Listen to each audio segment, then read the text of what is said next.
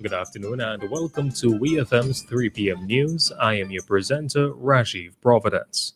First, on the local scene, the traffic department of the Royal St. Vincent and the Grenadines Police Force has expressed concern at the recent increase in vehicular accidents on the nation's roads. During WeFM's Traffic Talk segment, Police Constable 1040 Hunt raised the issue. We hear more from PC 1040 Hunt. We at the traffic department have noticed an increase of motor vehicle collisions across St. Vincent and the Grenadines, resulting in vehicles being moderately to extensively damaged, and in some instances, persons sustaining injuries about their bodies and by extension causing fatalities.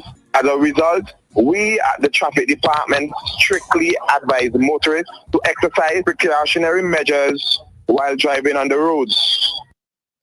Officer Hunt suggested measures such as avoiding overtaking around corners, staying a safe distance behind other drivers, and abiding by traffic signs. He went on to also advise road users in SVG to ensure that the appropriate level of maintenance is done on their vehicles to avoid the occurrence of accidents. We are further advising motor vehicle owners and operators to also take and practice precautionary measures such as checking your vehicles regularly by ensuring that the vehicle is properly serviced and is serviced on time. Make sure the braking system for the vehicle is in a good working condition, and also ensuring that there are good proper tires on your vehicle. That was PC 1040 Hunt of the RSVGPF's Traffic Department.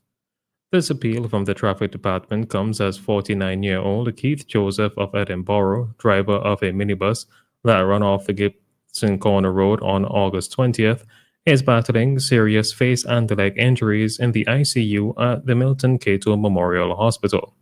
Several passengers and a pedestrian also sustained injuries and are receiving medical treatment. St. Vincent and the Grenadines will proudly take the regional stage the next week, Tuesday, August 26th, as Director of Culture Maxine Brown joins a distinguished panel at the University of the West Indies Cave Hill. The occasion is the launch of An Unconquerable Spirit, the indigenous resistance to colonization in the Caribbean Windward Islands. The landmark publication pays tribute to the resilience of the region's first peoples and shines a spotlight on the Vincentian Garifuna experience. Ms. Brown's participation underscores not only the strength of Vincentian culture, but also the country's ongoing commitment to preserving heritage and telling the stories of its people beyond national borders.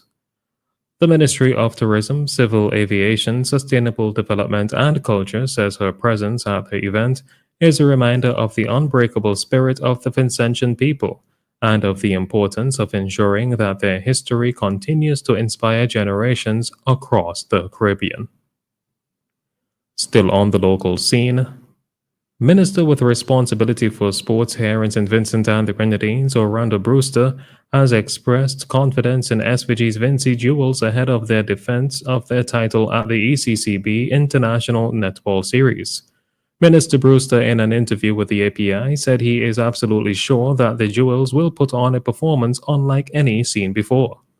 We hear more from Minister Brewster. First of all, I want to begin by saying that I am absolutely sure that our Vincy Jewel, they're not only going to defend their crown, but they're going to put on a performance that we've never seen before. That is what I'm telling you.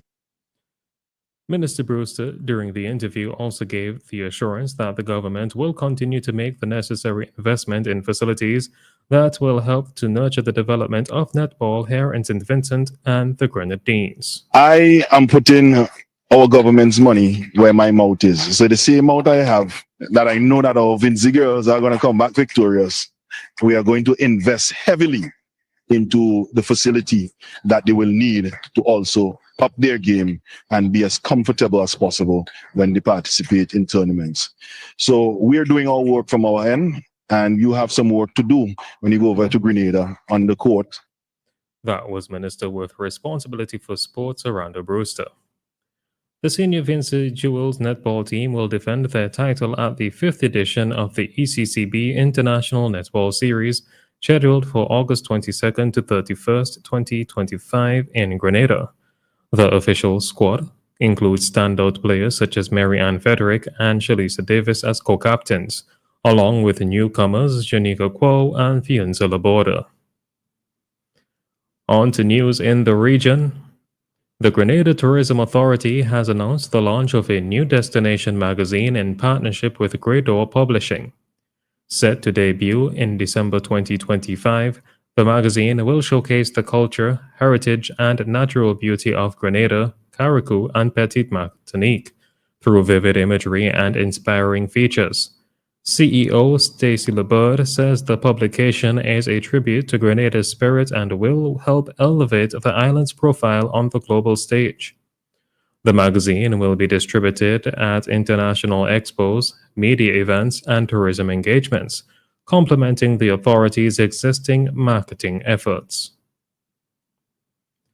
The government of St. Lucia has strengthened its crime-fighting capacity with new vehicles, bulletproof vests, and a mobile forensic unit for the Royal St. Lucia Police Force and the St. Lucia Forensic Science Laboratory. At the official handover on Wednesday, Prime Minister Philip Chipierre reaffirmed the government's commitment to public safety, urging officers to perform their duties with merit and dedication. St. Lucia's Minister for Crime Prevention, Jeremiah Norbert, highlighted the life-saving importance of the protective gear, while Acting Police Commissioner Ronald Phillip welcomed the support as timely and essential amid a rise in gun-related crime. The Forensic Science Laboratory's new mobile unit will allow on-site evidence collection and bulk processing, enhancing the lab's flexibility in major investigations. Director Fernanda Henry expressed gratitude, emphasizing the lab's role in serving justice through scientific and ethical forensic services.